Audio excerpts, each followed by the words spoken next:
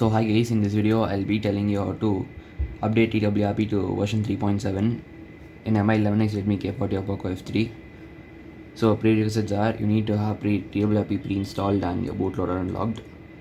So download this and boot your phone into recovery. So enter your password and go in.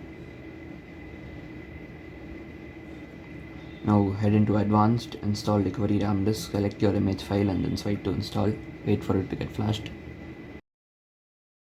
Now to check if your TWRP is flashed, go to reboot and select your recovery.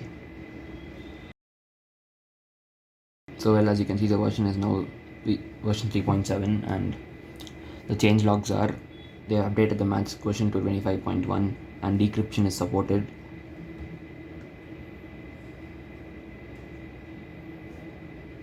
So you can go into advanced and select on install magic, and as you can see the version is 25.1.